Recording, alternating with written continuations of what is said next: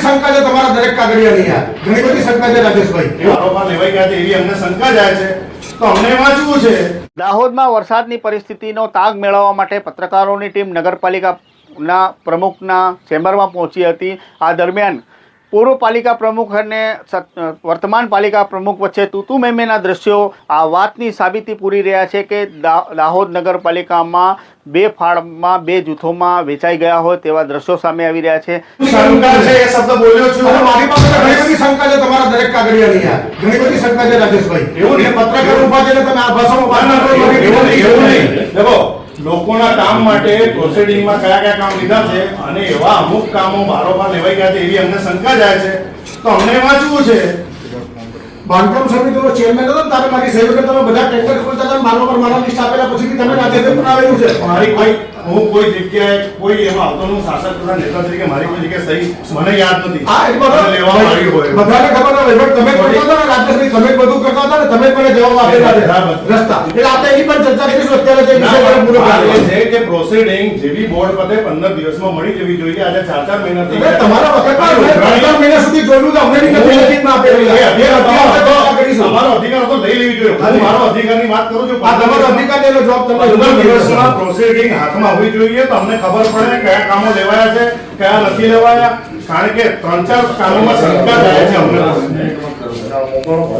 36ની સંખ્યાબળ ધરાવતી દાહોદ નગરપાલિકામાં ભારતીય જનતા પાર્ટીના 32 જેટલા ચૂંટાયેલા જનપ્રતિનિધિઓ દાહોદની જનતાએ ખોબે વોટ ભરીને મોકલવામાં આવ્યા હતા. તેઓએ એવું વિચાર્યું હતું દાહોદની શહેરીજનોએ કે આ 32 જેટલા જે ભાજપના જે ચૂંટાયેલા જનપ્રતિનિધિઓ છે શહેરના વિકાસના કામો કરશે, પ્રજાલક્ષી કામો કરશે, સાથે સાથે કેન્દ્ર સરકાર, રાજ્ય સરકાર અને નગરપાલિકા સમન્વય કરી દાહોદને વધુને વધુ આગળ અને તેમનો વિકાસને વેગવંતો રાખવા માટે અગ્રેસર રહેશે તેવી આશાએ ખોબે વોટ ભરીને 36માંથી 32 બેઠકો ભારતીય જનતા પાર્ટીને આપી હતી. અને સાથે સાથે વડાપ્રધાન નરેન્દ્ર મોદીએ પણ પોતાનો ડ્રીમ પ્રોજેક્ટ સ્માર્ટ સિટી મિશનમાં દાહોદ નગરનો સમાવેશ કર્યો હતો. વડાપ્રધાનની ઈચ્છા હતી કે દાહોદને વિશ્વની હરોળમાં લઈ જાય, પરંતુ અહીંયા તો ભારતીય જનતા પાર્ટીના ચૂંટાયેલા જનપ્રતિનિધિઓની અંદરોઅંદરની લડાઈમાં શહેરનો વિકાસ રૂંધાઈ રહ્યો હોય તેવા દ્રશ્યો હાલના તબક્કે સામે આવી રહ્યા છે. નગરપાલિકામાં યુદ્ધ ચાલી રહ્યો છે, વાક યુદ્ધ ચાલી રહ્યા છે.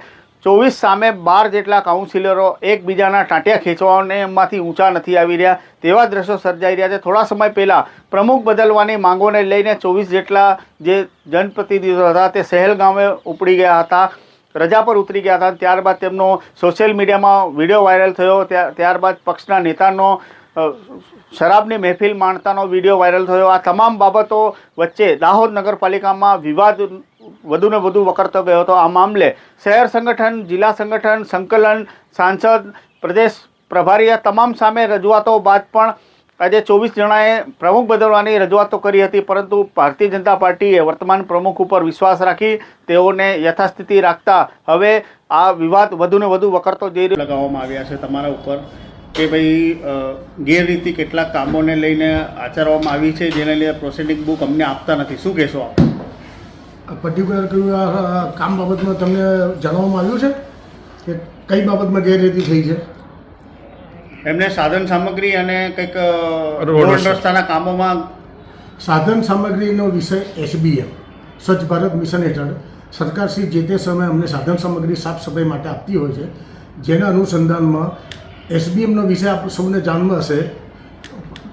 સરકારશ્રીનું પોર્ટલ આવે છે જેમ પોર્ટલ પર ઓફિશિયલી જે કંપની રજિસ્ટર થયેલી હોય એ જ કંપનીમાંથી અમને ખરીદી કરવાની હોય છે. એમનો ફિક્સ ભાવ હોય છે. RCM એનામાંથી TS વહીવટી મંજૂરી આપતી હોય છે. માત્ર અમને ખાલી પેમેન્ટ કરવાનું હોય છે. અને અલગ અલગ આખા ગુજરાતની નહીં, આખા ઇન્ડિયાભરની એજન્સી એના પર પોતાની રજિસ્ટ્રેશન કરાવતી હોય છે. એમના ISO સર્ટિફિકેટ જે સરકારશ્રીની આવશ્યકતામાં આવતું હોય છે, બધા સર્ટિફિકેટ પછી જો એને પાત્રતા હોય અમે એને જ વર્ક ઓર્ડર આપે છે. અને સાધન સામગ્રી અમે ચોક્કસ એના થકી જ કરી છે. જેમ પોર્ટલ સિવાય કોઈ પણ અમે પ્રાઇવેટ પાર્ટી પાસેથી કોઈ જો કોઈ સાધનની ખરીદી કરી હોય તો અમે ગુનેગાર. જેમ પોર્ટલ પરથી સરકારે જે TS વહીવટી અમને આપી છે એનામાંથી અમે સાધનો લેવામાં આવ્યા છે. શાસક પાલિકા પ્રમુખ અને શાસક પક્ષે એવો આક્ષેપ કર્યો છે કે બોર્ડ મિટિંગમાં જે મુદ્દા હતા જે પાછળથી આ લોકોએ ધ્યાન મુજબ મુદ્દા લીધા છે અને એમને પ્રિસાઇડિંગ હજી સુધી લખ્યું નથી ને પ્રિસાઇડિંગમાં આ લોકોએ ભ્રષ્ટાચાર કર્યો હોય તેવા સાંકેતિક સંકેતો આપ્યા છે? સ્થાનિક સ્વરાજ્યની સંસ્થામાં બોર્ડ મિટિંગ પૂરા થયા પછી પ્રોસિડિંગ હંમેશા ખુલ્લું રહેતું હોય છે. આજની જ વાત કરીએ તો જેવી રીતે રાત્રે અચાનક વરસાદ પડ્યો, એવી કોઈ ઇમરજન્સી આવતી હોય છે, એનામાં જો વધારાના કોઈ કામ લેવા હોય તો એ કામ લેવા માટે અમે લોકો તેને રાખતા હોઈએ છીએ.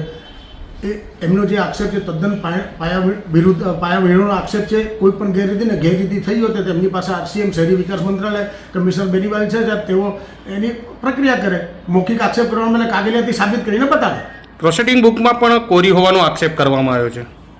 ના, પ્રોસિડિંગ બુક પૂરી ના હોય ને આ બાબતનો જવાબ તમને મુખ્ય અધિકારી આપશે, કારણ કે આ વહીવટી અધિકારીનો વિષય છે.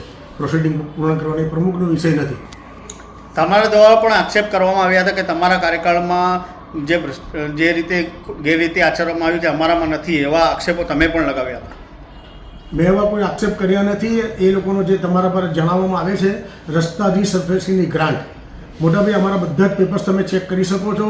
આ રસ્તા રીસર્ફેસિંગની ગ્રાન્ટ ગયા વર્ષે 7મા મહિનામાં તત્કાલીન પ્રમુખશ્રીના અંડરમાં આ મંજૂર કરવામાં આવેલ હતા. મારા બેઠા પછી માત્ર ને માત્ર મેં એને ઇમ્પ્લિમેન્ટ કર્યું છે. અને દિવાળીના આગલા દિવસમાં, નવરાત્રિના પહેલા દિવસે આપ સૌ પત્રકાર મિત્રોને ભગીની સમાજ પાસેથી જ્યારે મેં રીસર્ફેસિંગનું કામ ચાલુ કર્યું ત્યારે આપ સૌને મેં જણાવ્યું હતું કે આ તમામ રસ્તા સ્માર્ટ સિટી બનાવવાની છે, પણ વધુ પડતા પડેલા વરસાદ અને ત્યાર પછી ખાડા રીસર્ફેસિંગની ગ્રાન્ટ માટે એક વિશેષ મુદ્દો હું તમને જણાવું છું. આપ સૌને મારી વિનંતી છે, તપાસ કરી લેજો યોગ્ય. ભૂતકાળમાં જે પણ કોઈ અધિકારી હતા એ અધિકારીએ રીસર્ફેસિંગનો વર્ક ઓર્ડર આપ્યા પછી બીજા અધિકારીએ આવી અને એને 1.63 ના ઊંચા ભાવે આપવામાં આવેલો હતો. આ 1.63 ના પૈસા ક્યાં ગયા એની જાણ એ લોકોને પૂછીને આપ અમને જણાવો. નગરપાલિકાના પ્રમુખને રજૂઆત કરી છે કે પ્રોસિડિંગને લઈ કોઈ આશંકા છે. શું આશંકા છે ને કેટલા દિવસથી આપણે આ પ્રોસિડિંગ આપવામાં આવતું નથી? આ પહેલી વાર નથી માંગણી કરી. પહેલા અમે ચીફ ઓફિસર શ્રીને માંગણી કરી હતી કે ભાઈ પ્રોસિડિંગ આપો તો અમને વિકાસના કામોનો ખ્યાલ આવે. ગત જ્યારે બોર્ડ ભરાઈ હતી તે 2-4 મિનિટમાં પૂરી થઈ, એનું વિડીયો રેકોર્ડિંગ પણ હશે. અને પાછળથી ઉમેરવામાં આવ્યા 7 થી 8 કામ, ટોટલ 11 કામ ઉમેરવામાં આવ્યા. એમાં 3ની ચર્ચા થઈ હતી કે આ 3 કામ ઉમેરાશે. જે 7 થી 8 કામ ઉમેરવામાં આવ્યા છે એમાં ચોક્કસ અમને શંકા છે કે એ જે 7 કામ ઉમેરવામાં આવ્યા છે એમાં કંઈક એવું છે કે પ્રજાના હિતમાં નથી, નગરપાલિકાના હિતમાં નથી, નગરપાલિકાને આર્થિક નુકસાન થાય એવી અમને શંકા એમાં છે. એટલે અમે ચીફ ઓફિસર પાસેથી આ માંગ્યું હતું, પણ 4 મહિના થઈ ગયા છે, હજી સુધી આપતા નથી. ખરેખર પ્રોસિડિંગ 15 દિવસમાં આપવાની હોય છે. શંકાનું સમાધાન ત્યારે જ થશે કે પ્રોસિડિંગ અમારી પાસે આવશે અને જે વધારાના કામ છે એમાં શું લીધું છે એની ડીપમાં જઈશું તો ખ્યાલ આવશે કે શંકા સાચી છે કે ખોટી છે. કયા કામોની ગેરરીતિ થઈ હોય એવું લાગી રહ્યું છે?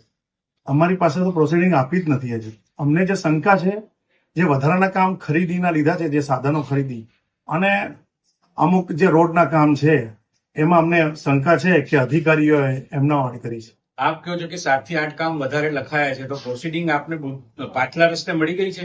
ખબર કેવી રીતે પડી વધારે 8 કામ લખાયા? એવું ગત બોર્ડમાં કીધેલું છે એમને કે 11 કામ વધારાના લીધા છે. ગત બોર્ડમાં હું હાજર નહોતો, એના પહેલાની બોર્ડની હું વાત કરું છું. ગત આપણે જે બજેટ બોર્ડ છે 3જા મહિનાની, ત્યારે હું ગેરહાજર હતો અને મેં મારી રજાનો રિપોર્ટ પણ મોકલ્યો હતો. એના પહેલાની પણ મને નથી મળી, એટલે એ પણ લેવાની છે ને હમણાંની પણ લેવાની છે. પ્રોસિડિંગ એ મારો અધિકાર છે, કારણ કે મને પણ ખબર પડે નગરના કયા કામો બાકી છે, મારા બોર્ડના કયા કામ બાકી છે, તો એના હિસાબે અમે અમારું આયોજન કરી શકીએ. સીધી વાત છે. એવું કહી શકાય કે નગરપાલિકાની અંદર ભાજપની સત્તા હોવા છતાંય હાલ જે 2 ગ્રુપ પડી ગયા હોય. દેખો, ભારતીય જનતા પાર્ટીના ચુસ્ત કાર્યકર્તા અમે વર્ષોથી છીએ, પરંતુ ઘણીવાર કોઈ ભૂલને લઈને જો નગરનું હિત જોખમાતું હોય તો નગર હિત પહેલા જોવું જોઈએ. પાર્ટી ચોક્કસ અમારા માટે માં સમાન છે, પરંતુ અમારું નગર એ અમારી કર્મભૂમિ અને જન્મભૂમિ છે, એનું હિત પહેલા જુઓ. પ્રમુખનો બી એવો આક્ષેપ હતો કે ભાઈ તમારા કાર્યકાળમાં થયું એવું અમે નથી કરી રહ્યા, એટલે એમના આ તથ્યમાં કાર્યકાળ એમનો કે મારો એવું નથી, અમારા બધાનો કાર્યકાળ. અમે બધા એક જ પાર્ટીના છીએ. એ તમારા મારા કાર્યકાળનો કઈ પ્રશ્ન, કારણ કે કોંગ્રેસ તો સત્તા પર છે જ નહીં. એટલે કાર્યકાળ તો બધાનો ભેગો જ છે.